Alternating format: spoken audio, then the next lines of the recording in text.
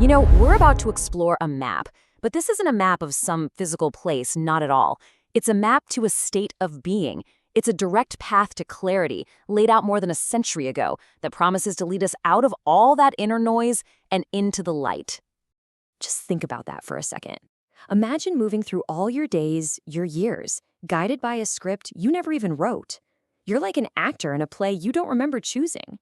And that constant inner chatter, you know what I'm talking about, the anxieties, the endless planning, the conversations you rehearse in your head. Imagine mistaking all of that static for the true signal of your own mind. All the busyness, right? The relentless chase, the constant doing. Imagine if all of it is just you, running in circles, a frantic dance that never actually takes you anywhere new. Well, this is the shadow. This is the shadow we all too often live in. This state of being, this inner fragmentation, it has a name. It's the noise of our conditioning. It's that collective script that tells us who we're supposed to be, what we're supposed to want, and how we're supposed to feel. But what if there's a way to just turn down the volume? Well, there is. And our guide for this journey is one of the most profound and, frankly, disruptive philosophical voices of the 20th century. The thing is, he didn't offer a new belief system. No, he offered a way for us to see for ourselves. Jiddu Krishnamurti. Now, his story is incredible. He was groomed from childhood to be a world teacher, but his life took a radical, unexpected turn. The map he left behind, this book, At the Feet of the Master, it's a marvel. It's only 42 pages. And in those few pages, it lays out a path, not to follow him or any authority, but to become your own. And at the heart of this tiny book, it reveals that the path isn't some complex, difficult dogma. Nope, it's built on 4 fundamental qualifications, 4 pillars of inner discipline that basically act as a secret map out of the noise and into real clarity. So you know what? Let's walk this path together. Let's explore these 4 pillars, not as some abstract, lofty ideals, but as real, actionable trials. These are essential steps for anyone who is serious about living a more conscious and awakened life. So here they are: discrimination, desirelessness, good conduct, and love. Just 4 simple words, right? But each one holds an entire universe of meaning. So let's start with that first pillar. Okay, so the first qualification is discrimination. And listen, this isn't about judgment, not at all. It's about clarity of perception. It's the daily, even moment-to-moment practice of asking yourself, wait a minute, is this real? Or is this just a story I'm telling myself? Is this feeling a true response to what's happening right now? Or is it just an echo from my past? It's all about learning to see the world and our own minds as they actually are, without the filter of our fears and our desires. Next up is desirelessness, and this is a concept that gets so misunderstood. It doesn't mean you have to become a rock, devoid of any passion or joy. Far from it. It means liberating yourself from that frantic need for things to be a certain way. It's the psychological freedom that comes when you're no longer a slave to your cravings, for praise, for pleasure, for a specific future. It's this profound peace that comes from engaging with life totally, without being imprisoned by the outcome. Now, the third pillar, good conduct. This is where awareness actually becomes action. It's not just about, doing good deeds. It's about a radical discipline of your inner world, which then just naturally expresses itself on the outside. And this is actually broken down into 6 very specific points that govern how you interact with reality itself. And these are the components of that inner discipline. First, control of the mind, refusing to be just a passive spectator to your own chaotic thoughts. Then, control of action, making sure your deeds actually line up with your deepest understanding. Tolerance, not as some weakness, but as the strength to truly see from another's point of view. Cheerfulness, the ability to face life's challenges without falling into despair. One-pointedness, having a clear and focused intent. And finally, a deep confidence, not in your ego, but in the path itself, in the very laws of the universe.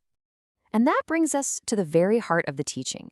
The text is completely clear on this. It states that the 4th pillar, well, it isn't just one among equals. It's the one that makes all the others even possible. So what is this love they're talking about? Well, in this context, it's not the romantic or sentimental emotion we usually think of. It's a fundamental state of being. It is the deep, unshakable realization of your unity with everything and everyone. It's the dissolving of that boundary between self and other. This love is the driving force. It fuels the desire to be free, not just for your own sake, but for the sake of all life. Okay, so now that we kind of get the pillars intellectually, let's try to experience them. Let's transform these concepts from just words on a page into tangible tools, into a whole new way of seeing the world. Discrimination is this. It's like a beam of light that you can shine into the fog of your own confusion. It just cuts right through the assumptions, the anxieties, the illusions, and it reveals the simple, clear reality of the present moment. And desirelessness, it's the feeling of an open hand. It's releasing that tight grip you have on how things should be, on what you think you must have. It's learning to let go, not out of defeat, but out of wisdom, allowing life to just flow without your resistance. Good conduct, that's your inner compass. When you're in the darkness of uncertainty or lost in a forest of conflicting choices, it gives you an unwavering direction. It keeps you aligned with your deepest truth, no matter what kind of storm is raging outside. And love. Love is the inextinguishable flame within you. It's not something you go out and acquire. It's the very core of who you are. It is the warmth, the light, and the energy that illuminates the entire path and gives purpose to the whole journey. Now, these aren't just abstract ideas floating in space. They come from a text with a surprisingly radical history. The wisdom feels ancient, but its origin story is, well, it's both surprising and disruptive, and it adds a whole other layer to this message of self-liberation. So get this. The origin of this incredibly profound text is itself a lesson in looking beyond appearances. It was attributed to Krishnamurti when he was just 14 years old. And based on its power, a spiritual organization called the Theosophical Society built an entire global movement around him, this Order of the Star, to prepare for his big debut as a new messiah. But then, in 1929, in a move that sent absolute shockwaves through the spiritual world, he stood up in front of thousands of his followers and completely dismantled the entire organization. And this is why. He refused to be an authority, to be a crutch for people to lean on. He always maintained that truth is a pathless land, and you cannot be led to it by anyone else. His entire life became a testament to the principles in this little book. The Path to Awakening is one of radical, absolute self-responsibility. So, after exploring the map and meeting the guide, the journey, it inevitably comes back to one person. It comes back to you.